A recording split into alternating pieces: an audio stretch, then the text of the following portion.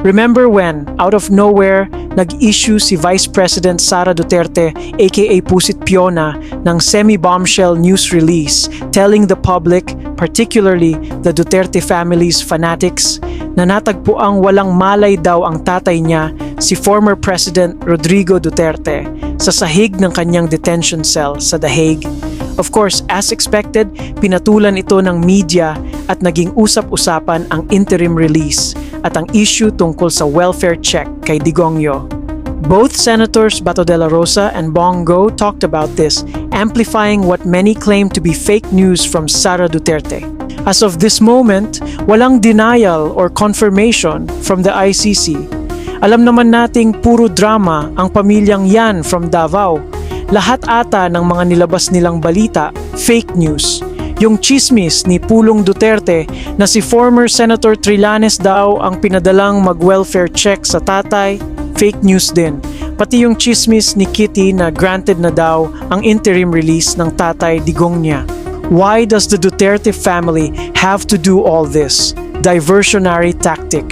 Kasi yung balitang daang bilyones na na-corner ng ilang kumpanya ng mga diskaya mula 2016 ay na-trace na ng Anti-Money Laundering Council at implicated na naman ang mga Duterte.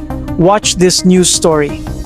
Lumabas sa datos ng Anti-Money Laundering Council na mahigit 400 na bank accounts ng mga diskaya ang naka-freeze na. Sa mahigit 427 bank accounts mula sa iba't ibang bangko, tumataginting na 180 billion pesos ang halaga ng mga naging transaksyon. Sa loob yan ng 9 years o simula noong 2016 sa ilalim ng Duterte administration. Una nang sinabi ni Sara Diskaya na nag-start ang kanyang contractor firms noong 2016 para sa flood control projects. Unahin natin ang St. Gerard Construction. Meron niyang 228 bank accounts with inflows na higit 70 billion pesos. Ayon sa DPWH, may peak deposit yan na 4.6 billion pesos noong 2017. Para naman sa St. Timothy na may 77 bank accounts, kumamada naman yan ng more than 48 billion pesos. Biggest single transaction nito ay 500 million pesos. Lumabas na 80% ng funds ng St. Timothy ay mula sa DPWH, worth 38.65 billion pesos. Hindi pa tayo tapos sa bilangan ng bilyones. Halos 45 billion pesos naman ang naging transaksyon sa Alpha and Omega sa 76 bank accounts.